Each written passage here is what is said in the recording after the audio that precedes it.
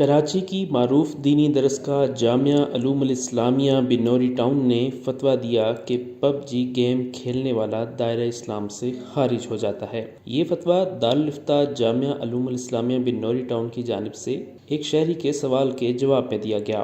شہری کا سوال اور فتویٰ جامعہ کی ویب سائٹ پر بھی موجود ہے۔ فتوے کی نقول سوشل میڈیا پر بڑی تعداد میں پوسٹ کی گئیں اور اس معاملے پر نئی بحث چھڑ گئی ہے۔ واقعہ کچھ یوں ہے کہ ایک شہری کی جانب سے سوال کیا گیا تھا کہ گزشتہ جمعے کو ہماری مسجد کے امام صاحب نے بیان میں فرمایا کہ جو شخص پب جی گیم کھیلتا ہے وہ دائرہ اسلام سے خارج ہے اور اس کا نکاح بھی باقی نہیں رہتا، یعنی جو احکام اسلام سے نکلنے کی صورت میں لگتے ہیں وہ سب بیان کیے۔ برائے مہربانی اس بارے میں رہنمائی فرمائیں۔ سوال کے جواب میں دارالفتہ کی جانب سے کہا گیا کہ معلومات کے مطابق پب جی گیم میں بعض اوقات پاور حاصل کرنے کے لیے گیم کھیلنے والے کو بتوں کے سامنے پوجا کرنی پڑتی ہے، اور گیم کھیلنے والے شخص کا اپنے کھلاڑی کو پاور حاصل کرنے کے لیے بتوں کے سامنے جھکانا اور بتوں کی پوجا کروانا اس کا اپنا فعل ہے۔ فتوے میں کہا گیا ہے کہ گیم میں نظر آنے والا کھلاڑی اسی گیم کھیلنے والے کا عکاس ہے اور ترجمان ہے، اور مسلمان کا توحید کا عقیدہ ہوتے ہوئے بتوں کے سامنے جھکنا شرک ہے۔ فتوے میں کہا گیا ہے کہ گیم میں یہ عمل کرنے سے رفتہ رفتہ بتوں کے سامنے جھکنے کی قباحت بھی دل سے نکل جائے گی، لہٰذا یہ گیم کھیلنا ناجائز ہے، اور پب جی گیم میں بتوں کے سامنے جھک کر پاور حاصل کرنا شرک ہے، اور عمدن اس کو کرنے والا دائرہ اسلام سے خارج ہو جائے گا۔ ایسے شخص پر تجدید ایمان اور شادی شدہ ہونے کی صورت میں تجدید نکاح بھی ضروری ہے۔ فتوے کے آخر میں کہا گیا کہ اگر کوئی شخص پب جی گیم میں شرک کا کوئی عمل نہیں کرے تو پھر بھی شرک پر راضی رہنے اور کئی اور مفاسد پر مشتمل ہونے کی وجہ سے پب جی گیم کھیلنا جائز نہیں ہے۔ اس فتوے کو بہت سے لوگ ہدف تنقید بنا کر علماء کا مذاق اڑا رہے ہیں، جبکہ بعض لوگ اس کا دفاع کر رہے ہیں۔ اسی حوالے سے جامعہ الصفا کراچی کے مفتی محمد زبیر نے انتہائی جاندار اور متوازن گفتگو کی۔ ان کا کہنا تھا کہ عام طور پر کھیل اور گیم کے بارے میں جوا نہ ہونے جیسی شرائط کے ساتھ ساتھ بنیادی طور پر 3 شرائط کا لحاظ رکھنا ضروری ہے۔ سب سے پہلی بات تو یہ کہ وہ گیم، وہ کھیل بدن کی ورزش، جسمانی تندرستی، ذہنی صحت کو برقرار رکھنے کے لیے ہو۔ دوسری شرط یہ کہ اس میں غلو، استغراق اور انہماک نہ ہو، آدمی بہت زیادہ اس انداز کے اندر مشغول اور منہمک نہ ہو جائے کہ ضروری کاموں کا بھی حرج لازم آ جائے۔ اور تیسری بنیادی شرط یہ ہے کہ اس کا فائدہ اس کے نقصانات سے زیادہ ہو۔ اگر پب جی گیم کا جائزہ لیا جائے تو آپ کو معلوم ہوگا کہ بجائے ذہنی اور جسمانی صحت کے پب جی کھیلنے والے افراد، بچے، نوجوان، بہنیں، بھائی، ان کی ذہنی جسمانی صحت پر انتہائی منفی اثرات مرتب ہو رہے ہیں۔ نمبر 2، تو جو لوگ یہ کھیلنے والے ہیں ان کی حالت نہیں بلکہ حالت زار قابل ملاحظہ ہے، خودکشی تک کے واقعات پیش آ رہے ہیں۔ اور تیسرے نمبر پر واضح طور پر اس کے نقصانات اس کے فائدے سے کہیں زیادہ ہیں، نقصان ہی نقصان۔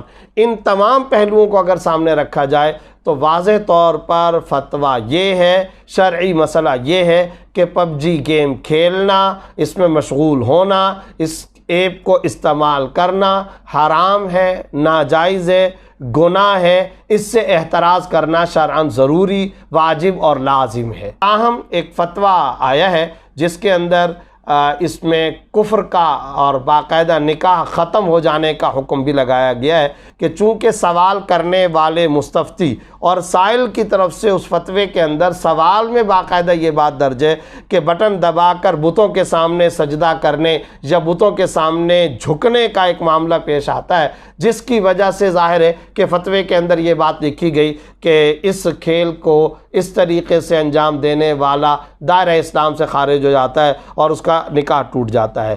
تو میں اس سلسلے میں پہلی وضاحت تو یہ ضرور پیش کرنا چاہتا ہوں کہ یہ جو بت کے سامنے جھک کر پاور حاصل کرنا، وہ جو ممی ہے فرعون کی یا بت، اس کے سامنے جھک کر پاور حاصل کرنے والا جو سین اور منظر ہے، وہ پورے گیم میں نہیں بلکہ اس کے خاص نقش سن ہاک کے اندر، جنگل موڈ کے اندر یہ منظر آیا کرتا تھا، اپڈیٹ تھی جس میں یہ منظر آیا کرتا تھا۔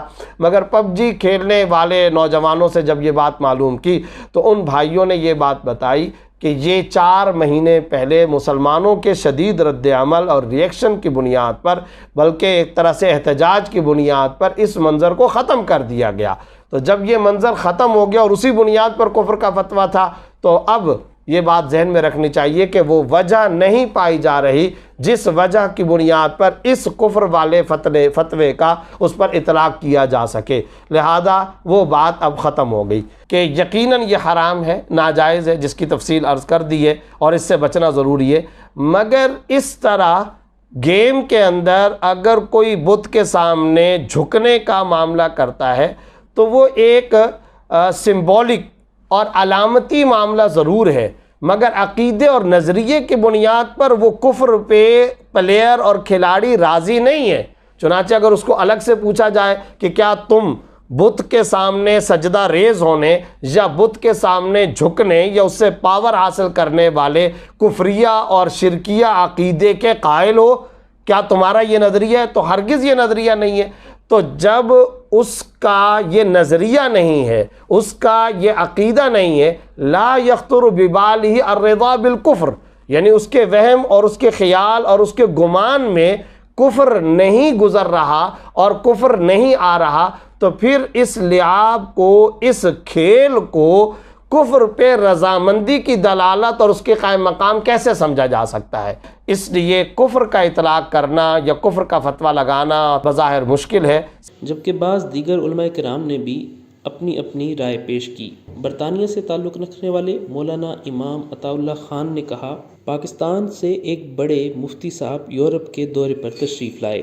ہمارے ایک دیرینہ دوست کی مسجد میں کسی نے ان سے مسئلہ پوچھا کہ کیا پتلون پہننے والی مسلمان خواتین مسجد میں نماز پڑھنے آ سکتی ہیں؟ یاد رہے کہ یورپ میں عام طور پر مساجد میں خواتین کے لیے نماز کی مخصوص جگہ ہوتی ہے۔ مفتی صاحب نے فتویٰ دیا کہ ایسی خواتین کو مسجد نہیں آنا چاہیے۔ بس جناب، اس فتوے کے بعد خواتین کا احتجاج شروع ہو گیا کہ ہمیں مسجدوں سے روکا جا رہا ہے۔ اس پیچیدہ صورتحال میں ہمارے دوست نے مجھے فون کر کے رائے طلب کی۔ میں نے ان سے 2 باتیں عرض کی، ایک یہ کہ آپ مسجد میں اعلان کر دیں کہ پتلون والی خواتین بھی مسجد آ سکتی ہیں اور اپنے مخصوص کمرے میں نماز پڑھ سکتی ہیں۔ دوسری بات یہ عرض کی کہ آئندہ اپنے مسائل یہاں کے مفتیان کرام سے پوچھا کریں، اس لیے کہ یہاں کے حالات سے وہ بخوبی واقف ہوتے ہیں۔ پاکستان سے آنے والے مفتیان کرام اور علماء کرام کا اکرام کریں، ان کو خوب سیر و تفریح کروائیں، لیکن اس قسم کے مسائل ان سے نہیں پوچھیں۔ وہ تو مسئلہ بیان کر کے چلے جاتے ہیں، پیچھے امام مسجد اور مسجد منتظمین سال بھر پریشان رہتے ہیں۔ مفتی کے لیے ضروری ہے کہ وہ فتویٰ دینے سے پہلے اس علاقے کے لوگوں کے حالات سے مکمل آگاہ ہو، ورنہ فتویٰ نہ دے۔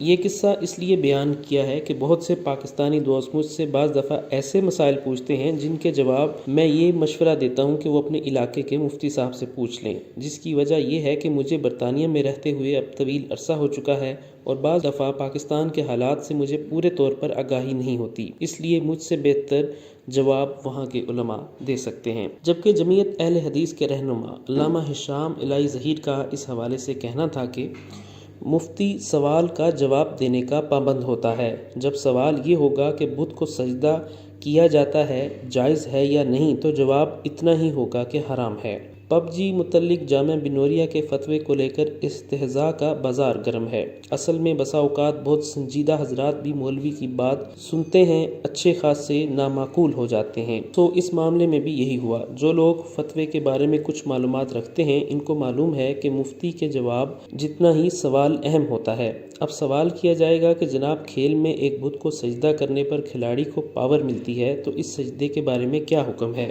آپ دل پر ہاتھ رکھ کر بتائیے کہ کیا کھیل میں جو کھلاڑی بنا ہوتا ہے وہ ہم خود نہیں ہوتے؟ کیا اس کی حرکات و سکنات ہمارے ہاتھ میں نہیں ہوتی؟ کیا بہت سی عملی زندگی کی گیمز کے کھلاڑی اسی طرح کی ویڈیو گیمز کو بطور پریکٹس استعمال نہیں کرتے؟